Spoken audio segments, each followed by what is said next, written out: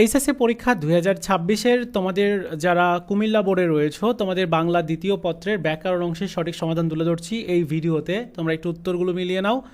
দেখো, প্রথম যেটা এক নাম্বারের খ নাম্বারের শুদ্ধ উচ্চারণ লিখতে হবে। তো প্রথমে ব্যাখ্যার উচ্চারণটা ঠিক এভাবে হবে, তারপরে যুগ্মের উচ্চারণটা এভাবে হবে, তারপর পরবর্তী জৈবনের উচ্চারণটা এভাবে হবে। এভাবে কিন্তু সবগুলো এখানে দেওয়া আছে, মানে টোটাল 8টা দেওয়া আছে। এই 8টা যে কোনো 5টা উত্তর লিখতে হবে, তোমরা একটু মিলিয়ে নিও যে তোমাদের ঠিক আছে কিনা। এরপর দেখো 2 নাম্বারের উত্তরগুলো আমরা একটু দেখব। 2-এর এই যে খ নাম্বারের বানান শুদ্ধ করতে হবে। আগেরটা হচ্ছে উচ্চারণ শুদ্ধ করতে হবে, দ্বিতীয়টা হচ্ছে বানান। তো বানানগুলো দেখে নাও। রুগ্নের বানানটা ঠিক এরকম হবে, তারপরে সম্বর্ধনার বানানটা হচ্ছে এরকম হবে, কর্মনিষ্ঠার বানানটা এরকম হবে, প্রতিদ্বন্দ্বীর বানানটা এরকম হবে, মনোরপুত এর বানানটা এরকম হবে, বাল্মীকির বানানটা এরকম হবে। এখানে 8টা দেওয়া আছে, দেখে নিও। এবার পরবর্তী যে অংশটা রয়েছে অর্থাৎ 3 নাম্বারের খ এর উত্তরগুলো একটু দেখে নাও। প্রথম যেটা, এটা সঠিক উত্তরটা হচ্ছে যোজক হবে। তারপরে দ্বিতীয়টার হচ্ছে বিশেষণ, তারপরটা সর্বনাম, তারপরটা সর্বনাম সেম, তারপরটার হচ্ছে অনুসর্গ, এরপর একটা ক্রিয়া বিশেষণ, আবেগ, তারপরটা হচ্ছে বিশেষ্য।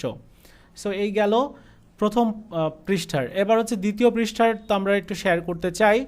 সো তোমরা 4 নাম্বারটার উত্তরটাগুলো দেখে নাও। এটা হচ্ছে তোমাদের প্রত্যয়ের প্রকৃতি ও প্রত্যয় নির্ণয় করতে হবে।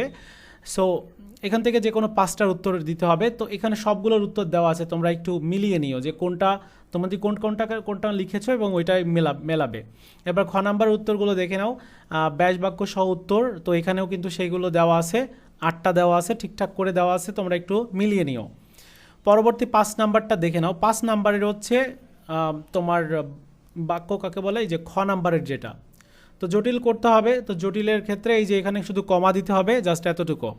তারপর 2 নাম্বারের উত্তরটা এখানে হবে এরকম, তারপর 3 নাম্বার উত্তর এটা হবে। এভাবে কিন্তু সবগুলোর উত্তর দেওয়া আছে।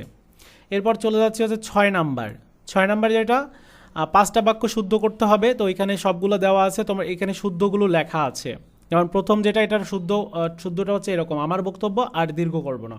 এরপর দ্বিতীয়টার উত্তর হচ্ছে এটা, যে আমার হৃদয়ের ক্ষেত্রে আশার বীজ উপ্ত হলো। তো এভাবে কিন্তু সবগুলোর উত্তর দেওয়া আছে, দেখে নিও।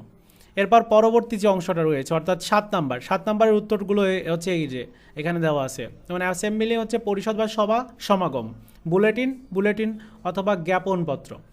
এদিকে সিগনিফিকেন্ট, এটা হচ্ছে তাৎপর্যপূর্ণ বা সার্থক। তারপর ট্যুরিস্ট, এটা হচ্ছে পর্যটক। এভাবে কিন্তু 10টাই দেওয়া আছে। পারিভাষিক